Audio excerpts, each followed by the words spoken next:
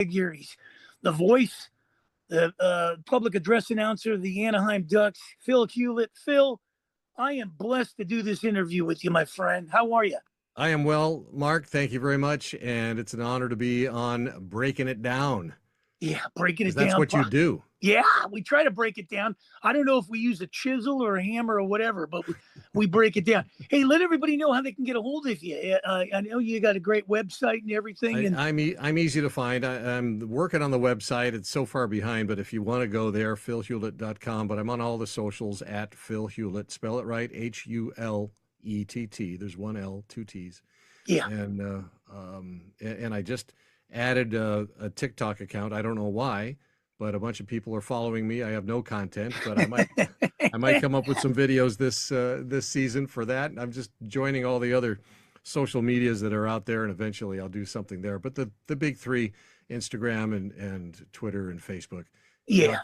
not too hard to find me there. In fact, if you Google my name, very often my phone number comes up. Don't tell anybody I said No, that. no, we'll But keep that under yeah. wraps. But you know what? What's impressive is how you started. I know you're a Long Beach grad, and um, who was instrumental in getting you into broadcasting besides maybe your dad and mom? Was there Yeah, somebody? I've been on the radio since the late 1970s, and mom and dad did not support that. I mean, my dad Right. was a total blue collar and expected me to just punch a time clock and put in a good day's work and come home, kick off the shoes, kick the dog, sit down on the couch, crack a beer open, and watch TV. That's the life that I think he had in mind for me. But when my voice changed, I had a Yeah. reel-to-reel recorder in my bedroom and a five-band uh, radio.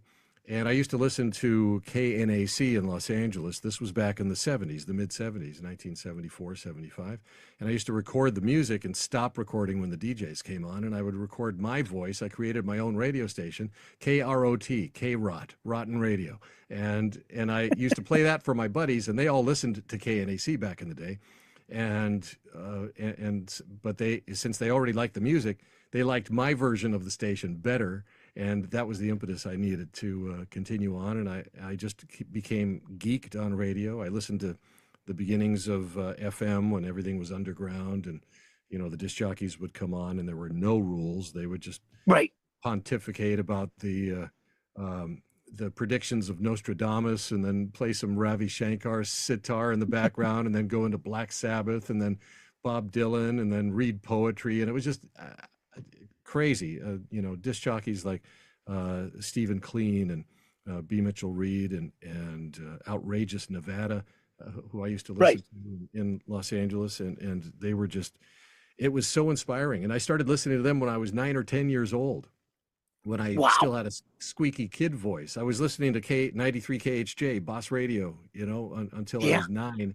And then I started hearing what was happening on FM, and I flipped at an early age, and really fell in love with radio, and started doing that. I was playing basketball in my driveway every day with my friends. Ours was the house with the long driveway, so it was perfect for playing basketball.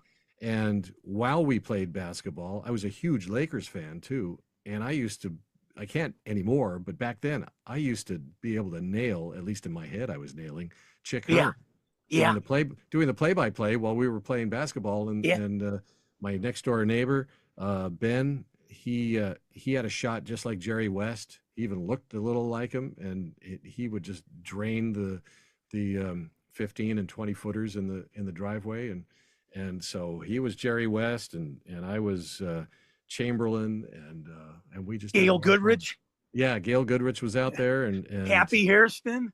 Since I was a lefty, I was often Gail Goodrich too. But Hey, I would get the sky hook and the finger roll going. Are you surprised nobody's mastered that sky hook? No, it's not even a popular shot. Yeah, I do. It was funny. I used to try to do that, and I would make it maybe 1 out of 10. But I was always being 6 foot, you try to get them 5 foot guys down low and try to throw it. But it was. I was good at that. I was 6 foot, 6'1" by the time I was 15, And so I was the tallest 15-year-old in our park league, and so I was the top scorer in our park league, and the high school recruited me. And then when I got to high school, the centers were 6'5", and they wanted me to be a guard. Well, I never learned how to be a guard. I couldn't dribble the ball down the court and start a play if my life depended on it. So got out of that and focused on talking into microphones. And Well, let me ask you something about, I always say, and I'll be 64 in November, feel like I'm 35. yeah, But that's a story for another day. sure. I've always said the baseball, football, the 70s were amazing. I think nobody can touch the 70s in six, following baseball, football for about 6 decades now. Nobody can touch the 70s. That's just one man's opinion. Would you say the same with concerts and music, Oh. with all the things that have gone on since the Well, day? that's an easy thing. Kids these days, they don't have any musical taste, right? I mean, every Right. generation says that, but it's satisfying to know that a lot of kids in the 20 somethings Yeah. are really falling in love with 1970s classic rock, which I think is gratifying, because when you listen to a band like Queen, for instance, and how much went into one song Yeah. versus how very little goes into a pop music song these days. Um, it's such an eye opener. If they have an ounce of music appreciation, then they're going to be turned on by that music. And the concerts were great. The attitudes were great. I mean, I remember going to festival style seating where there was no seating, and everybody used to pack into let's say at Angel Stadium. Yeah. Used to Cal Jam. pack into Angel Stadium and get out there in front of the stage, which was out in center field, and everybody's on the grass, and everybody's got room to stretch their arms out. Nobody's squeezing, nobody's pushing toward the front, and somebody always brings a blanket, and there's like 5 guys holding the blanket, and they're tossing this girl way up in the air like trampoline style. And people would bring coolers, and it was just because people were cool, and it's unfortunate that there's not as much respect amongst people these days. But I don't want to So sound like grandpa, Yeah. Give me your Mount Rushmore. Give me 4 top groups in music that would be your Mount Rushmore. Oh, wow. Okay. That might be a loaded question. Yeah. It's probably a loaded question. I'm a Zappa-phile, so I got to put Frank Zappa up there. Yeah. I've always loved, and I still am heartbroken that Jeff Beck has died. So I would put Jeff Beck up there. In terms of bands, I'm going to go heavier, and I'm going to go probably more like a progressive rock kind of thing. But definitely got to have Metallica up there. Yeah. Just picking 4 on Mount Rushmore is impossible. Yeah, there's because so many of them. I've got about 15 or 20 progressive rock bands, not just from the 70s, but the progressive metal bands from today. We can put them around the mountain and on the sides of the mountain. Yeah, right. Over the mountain. Yeah. Yeah. Hey, getting into the Ducks. God, you're going on 30 years, man. The public address announcer. You've seen all these guys come through. You've seen legends come through there. Yeah. It's simply amazing what the Ducks have accomplished and where they're going. Yeah. It's a great time. It's been a long time. It seems like it's been 10 years of a combination of rebuilding and wallowing, it's like we haven't been able to get out of second gear, but there's so much talent on this team, and the new coaching staff behind Joel Quenneville. Yeah. I am so excited to see what's happening. I mean, some of the assistant coaches that they brought in who are going to take over the power play and the penalty kill and defense and goaltending and all this sort of thing. It's just amazing to think about the potential. I'm realistic because nothing's guaranteed. I mean, with all the great talent that we have on this team, the Western Conference is stacked. Oh, yeah.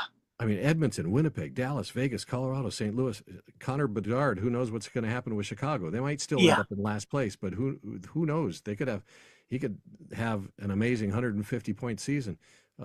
St. Louis has Robert Thomas. You know, everybody expects him to get triple digits in points, but the Ducks literally have 10 guys that are going to have 50-plus point seasons.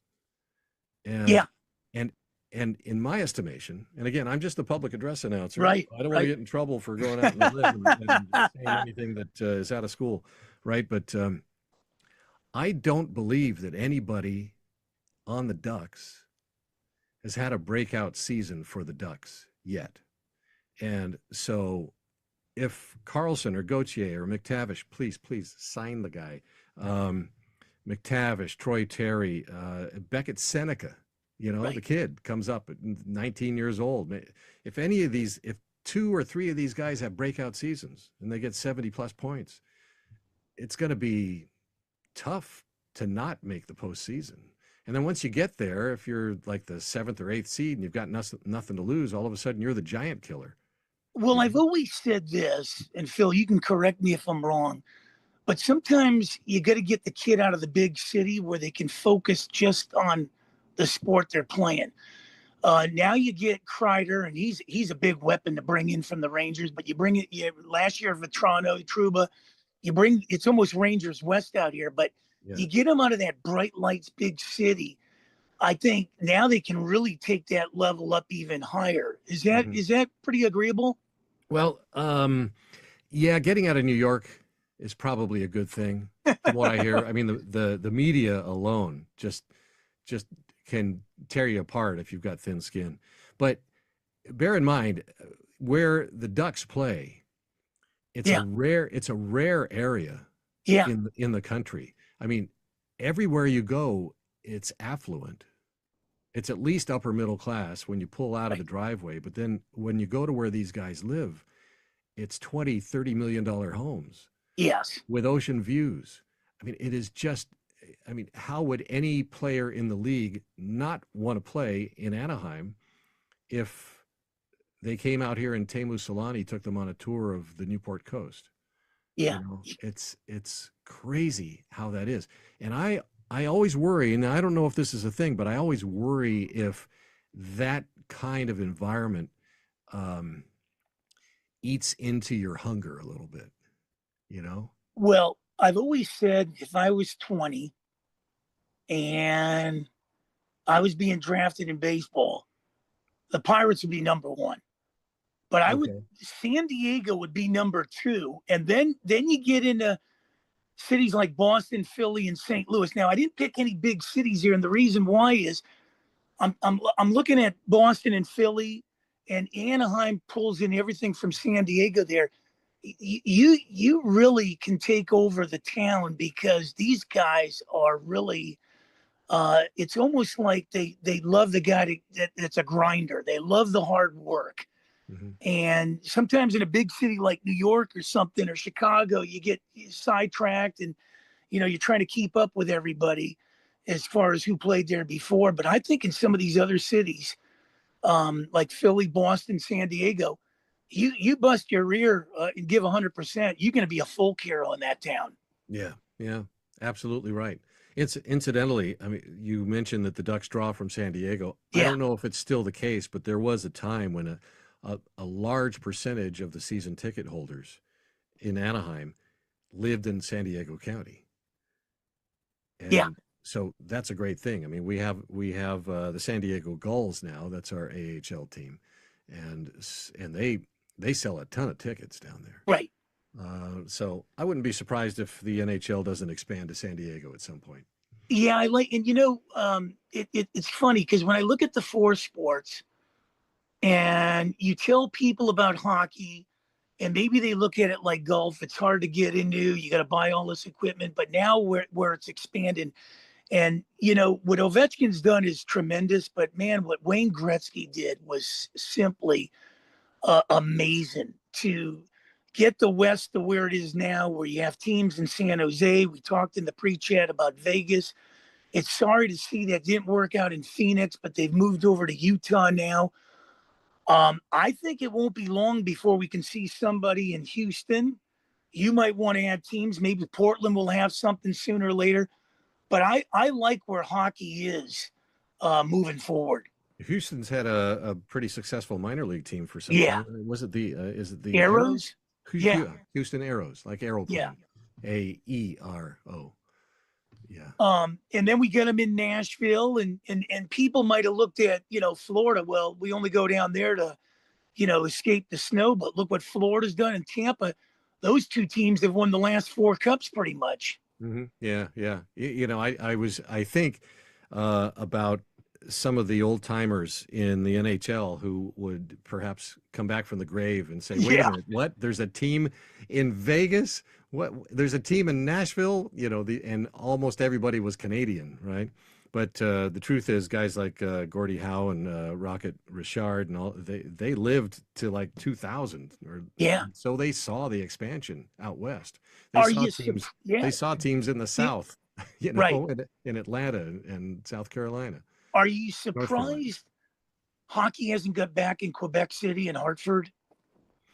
Um, I don't know. I mean, that's an interesting question. I don't really Yeah. know the math Right. behind that. You know, Salt Lake City doesn't Yeah. have a huge population, but I had somebody school me about that because I mentioned that online once. I said, how can a city with this population support a team?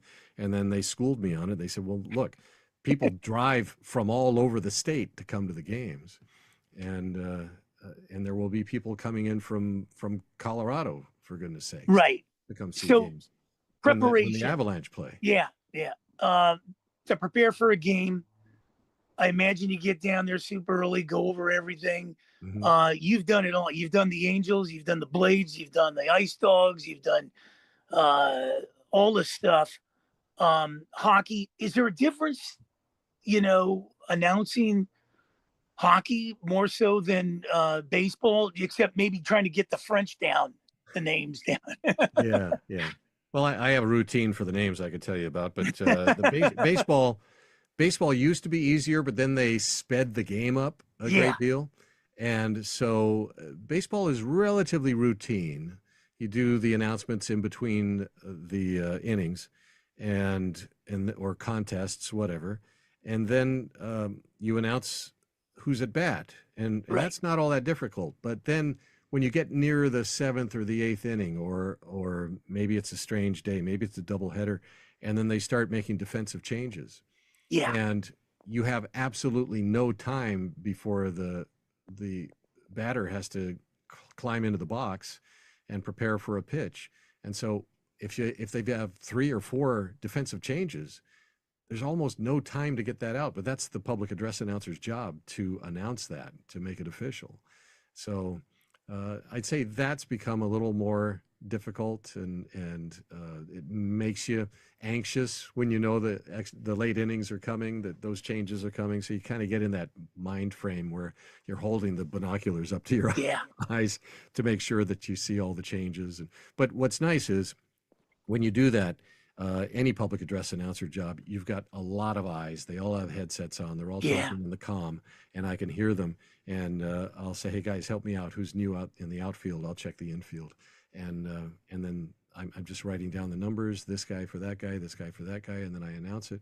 And the pinch hitter or the pinch runner, maybe they stay in the game to play, and maybe it gets tricky. Maybe the shortstop gets replaced by a new guy, but the shortstop moves to third or Right. moves to second. And so that's the trickiest part about baseball. Other than that, it's relatively easy. Now for hockey, it's a different sport, and it's a different level of adrenaline.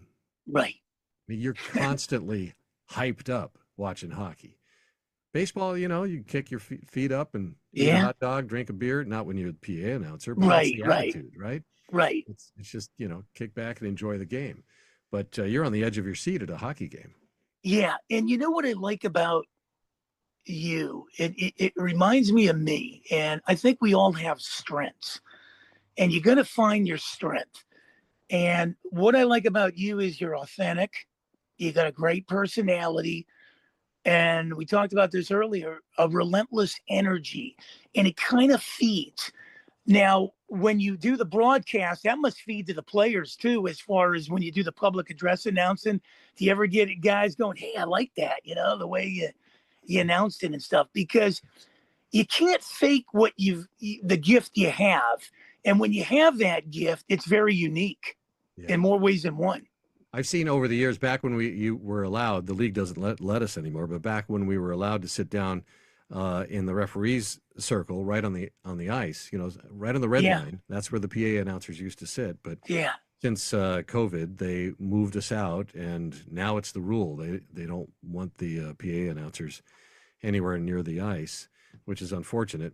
We're still Yeah. in the rule book, by the way, talking to the referees. Well, we can't talk to the referees where we're sitting now. So take us out of the rule books, Yeah. Commissioner.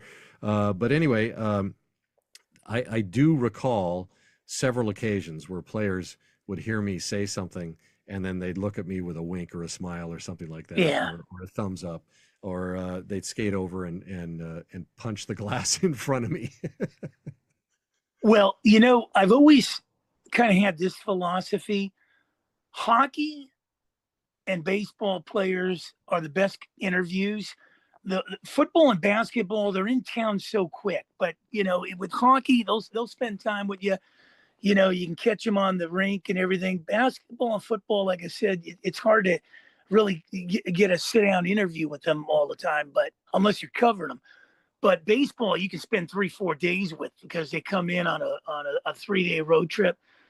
Um, is that pretty right on the money Yeah, I in think it some is, ways? especially with the hockey players. I've always said that they are gracious, they're Yeah. humble, they will spend all kinds of time, most of them, hanging out with fans. They almost seem vulnerable. I used to, when I was early in my hockey announcing career, I used to liken a lot of the players to farmers, Yeah. you know, where they weren't groomed to be, Yeah. limelight superstars. They were groomed to drive a tractor Yeah. and John play Deere. and play hockey, whenever they had a chance to do that. And so now they're in the league, and you just get these genuine guys talking. Sure, they still use the hockey or the sports platitudes. We got to focus on our system and work as a team, and we can't worry about the first period. We got the second period ahead of us, and as long as we do that, then everything's going to work out. They all do that. They're all trained to do that because obviously the team or the coaching staff doesn't want them to say anything that's going to become a headline. Right. And look But at look. Yeah. I mean, it's amazing.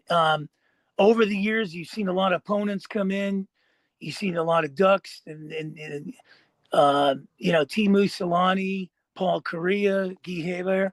yeah, So many of these guys. I mean, and you must build those friendships, and they become solid over the years. Because I've always said, money comes and goes. Relationships are priceless. yeah, they are. And unfortunately, I don't have a lot of opportunities to hang Right. out with the players. When I do see them, it's usually at charity events, Yeah. charity hockey games. That's when I have an opportunity to talk to guys like Ryan Getzlaff or Teemu Solani on a number of occasions. Um, but generally speaking, the players are they're in their own sphere, and I'm in Yeah. my own sphere. I come to the game, and I walk in a completely different direction from where the players go. Right. Right. I'll see them in the hallway and say hello. When they're walking toward the locker room, I might be walking toward the press dining room to get some Yeah. food. Yeah. And I do remember Trevor Zegras walking down the Ah. hallway. Sorry to see him go, but Yeah. he's on another team now, and watch, he'll have a breakout season. But he's walking down the hallway, and he's got these Skechers that the Ducks collaborated with Skechers with Right. logos Right. and all of Right. that. And Right. he's walking down the hallway with his floodwater pants on, and so you can see his ankles and you can see the shoes. And I said, nice kicks, Trev. Yeah. and and he busted out laughing. He said, "Hey man, thanks." Yeah, yeah. And And that's what it is. You find a fine line where you can kind of, uh, you know, be the same with them, whether it's the city you're from, or your dad's city, or your mom's city, or whatever.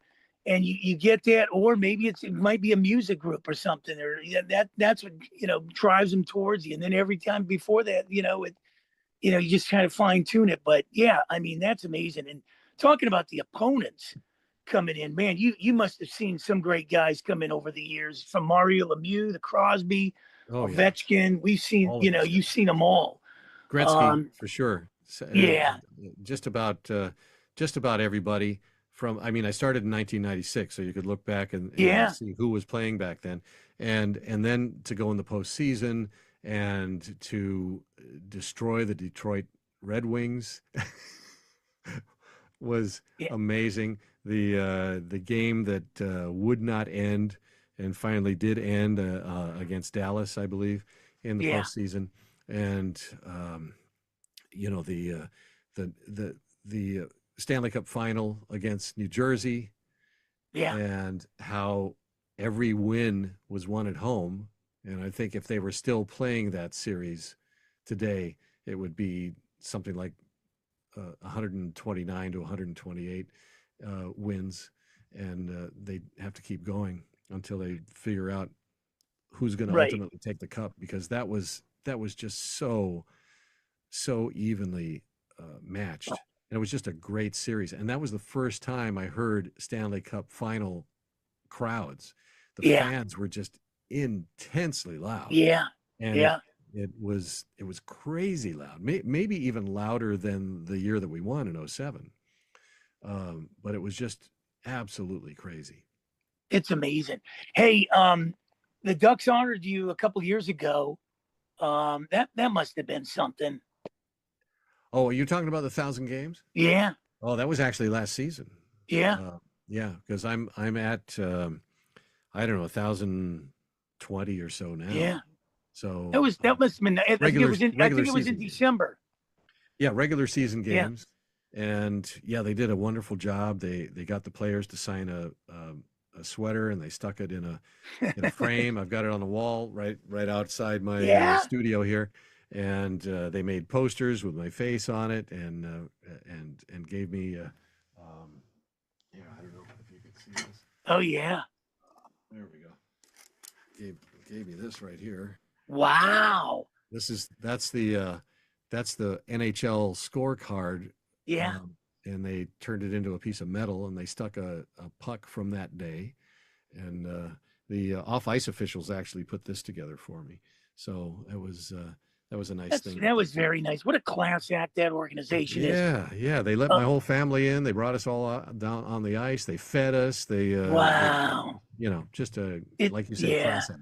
Really did That. a great job. That's what it is. The organizations. When you look at organizations, you look at the top on down, and it just seems like it's going to be something. Hey, as we wrap this up, wow, what would you say to a young guy out there, or maybe even a young lady that is trying to break into the business? What Um, inspiration? yeah, well, there's only 36 jobs, so. Yeah, But this is how I did it. I was sitting in an office looking at an Orange County business directory, and there was a full page ad for the Angels. I already had a radio background. I also used to sell advertising, and I was yeah, managing a regional radio station advertising sales effort. And I looked at that ad, and I picked up the phone, and I called, and I just asked for the guy that manages the guy that does the public address, yeah, and they connected me.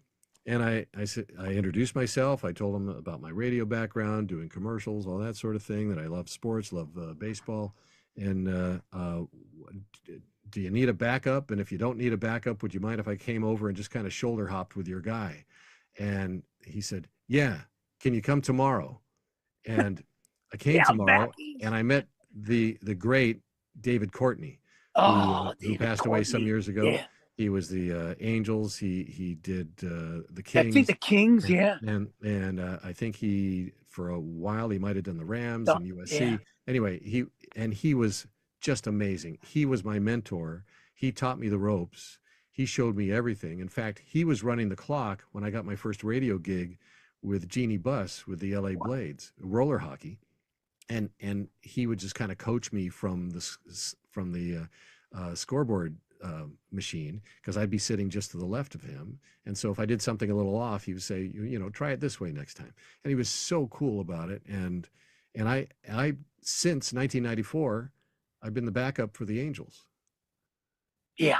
Boy, Yeah. that's amazing. Yeah, and it's 100% thanks to two things. David Courtney, of course, but also and this is the lesson for the kids that you asked me to tell about. You have an idea, just go for it and ask. You got to ask the question. You'll be surprised how many times the answer is going to be yes. I asked, "Hey, can I come down and shoulder hop your guy?" And he said, "Yeah." Just ask the question. That's all it God, takes. Pick yeah. up the phone. Don't text. Yeah. Pick up the phone. Call and actually talk to somebody, and that'll get you in. Legends never die. Yeah, that's the thing I always say. Hey, Phil, it's been such a pleasure. We got to do this again. I'd love to do a weekly thing with you and really get it out there too, Oh man. my I mean, gosh. yeah, I know your Wait. schedule's so cattywonk, but Yeah. man, oh man, we gotta do this again, man. It's been fun. I appreciate it. And I'm blessed. Um, Phil Hulett, public address announcer of the Anaheim Ducks. Hey, any final thoughts and let everybody know how they can get a hold of you again before we cut it out? Yeah, philhewlett.com or just at Phil Hewlett at all the social media. And, hit me up. I'm happy to talk to whoever. God bless you, man. Thanks, guys, for listening to the Breaking It Down podcast. We'll get this all out all over the place. It's been such a pleasure having him, and we'll get him back soon. I know that.